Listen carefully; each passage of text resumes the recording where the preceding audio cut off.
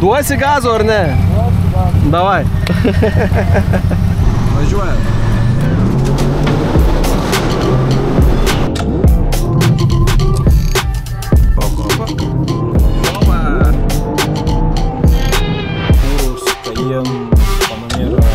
Didelio noro viską.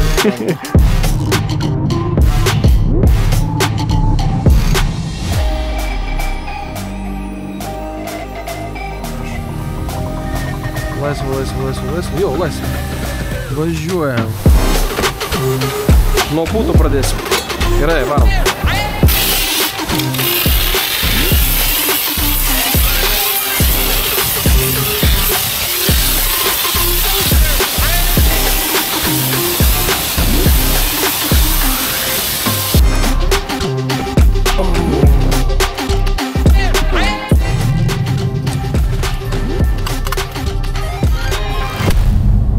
Ir šiandien mes susitinkam vakare, kai jau tamsu. Ir šiandien pas mus labai galingas automobilis Audi RS6 C7 kėbulas. Važiuojam.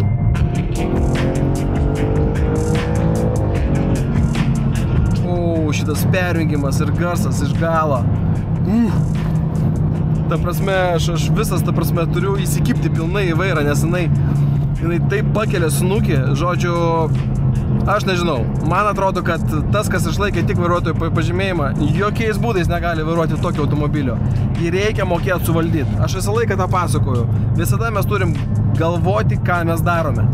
Tai važiuojam, patestuosim šitą automobilį, kai nėra jokio srauto, viskas saugu ir parodysim jums.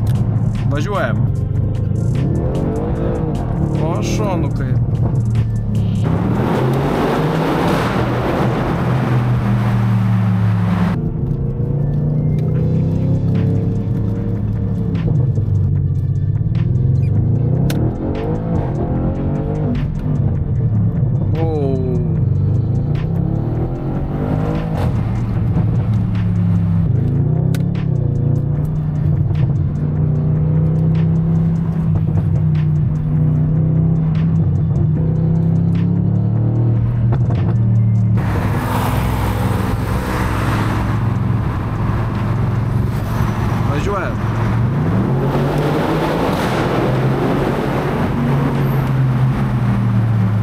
Nu jo, jaučiasi, kad šitas automobilis gyvena dviem gyvenimais, kaip aš visada mėgstu sakyti. Tai pasme komfortas ir dinamik. Kai pastatai dinamik, visiškai kitas veiksmas. Tai istorija šiaip prasideda nuo to, kad dienos metu man pavyko pagauti Artūrą iš Black Smoke Factory, aš atvažiavau pas jį. Mes trumpai pasikalbėjom, jisai pasakė savo nuomonę, jisai matė šitos automobilius, jisai žino apie juos pakankamai daug, jisai yra čipavęs juos ir visa kita. Tai žodžiu, pažiūrėkite, kaip tai vyko, o po to grįšim vėl į trasą. Užvažiuosim pas Artūrą. Oho, čia kaip visada pilna mašinų. Čia kažkur sustosim. Ok. Einu pažiūrėsim, ką jisai mums pasakys apie šitą mašiną. Kas čia per aparatas? Sveikas! Kas čia? Čia yra on road. Nieko savo. O su tokia mašina reikia prie Hainerio vadinti. Su tokia mašina sakai? Ai, tam, kad traukti visus žiemą, kurie su BMW-ais tada krenta, ne? Pas tave šiandien teisingas džemperis, dar žiūrėk. Visada teisingas. Guatro. Aš atvažiavau šiandien su C7 RS6. Žinau, kad tu tikrai daug jų matęs. Papasakok, prašau, kad paprastas vartotojas suprastų, kaip dėžė, kaip variklis. Pradėkim nuo to, nes galingas automobilis, ta prasme, kaip tai laiko iš vis? Variklis laiko gerai, su teisingu aptarnavimu. Dėžė taipogi irgi jokių kažkokių problemų jos neturi.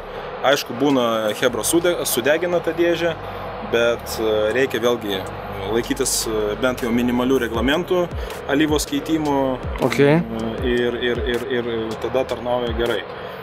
O jeigu, sakykime, su tokia mašinom nieks ramiai nevažiuoja, dažniausiai, tai reikia keisti alyvą ir visus skysčius biškutėlį dažniau, negu to, sakykime, tą reglamentuoja gamykla.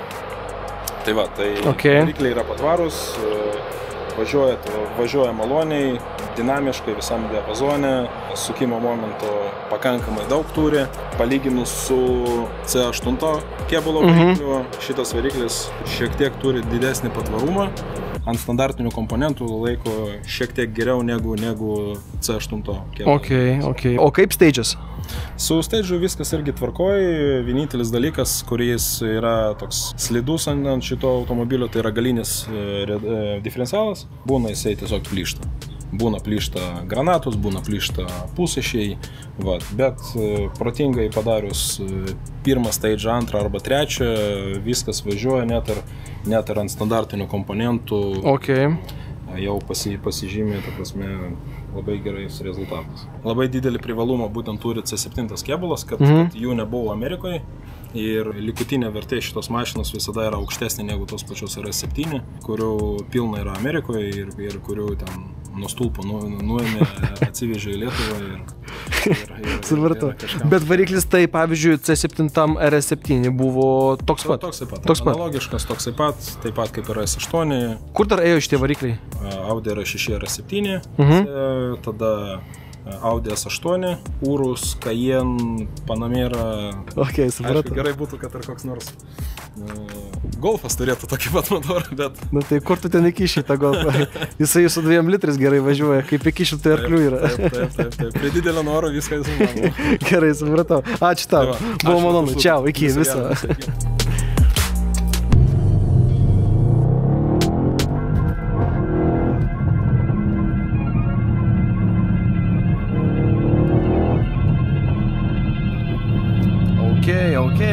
Bėgėjasi smagiai.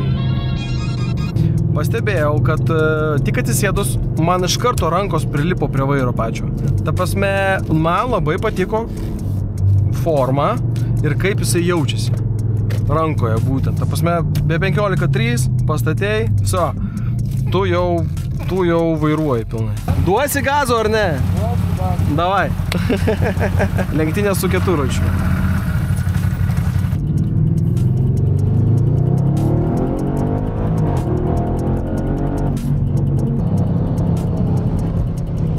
Gerai važiuojasi. Ai, koks gražuolis, ne? Nereali mašinytė. Štai taip mes atrodom nuplauti. Nieks nesimato, aišku.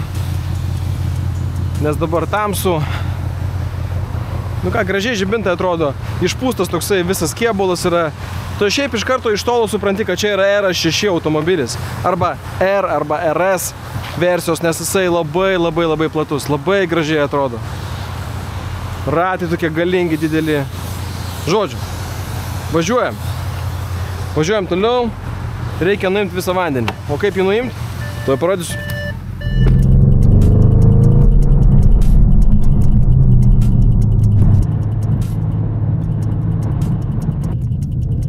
Truputėlis lysta priekis jau. Posūkyje.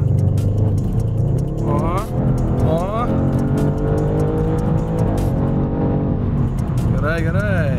Jeigu spaudi jau akceleratorių, jau turi mokėti vairuoti ir su vairu, nes dažniausiu atveju reikia atleisti, tada pristabdyti kažkaip tą variklių, bet yra rizikos, kad jeigu slidi danga, o dabar buvo truputėlį lietaus, kad visko gali būti. Tai geriau laikyti akceleratoriaus pedalą pastoviai įtemptą, taip sakant. Pirmyn.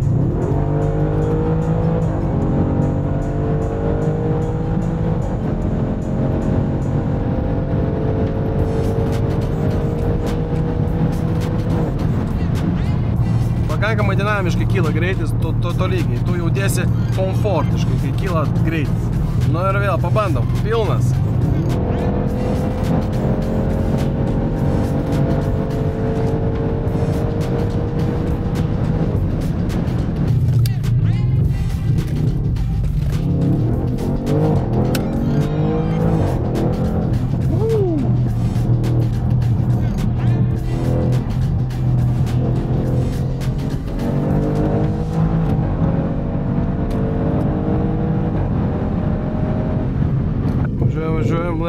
Laikomės, opa.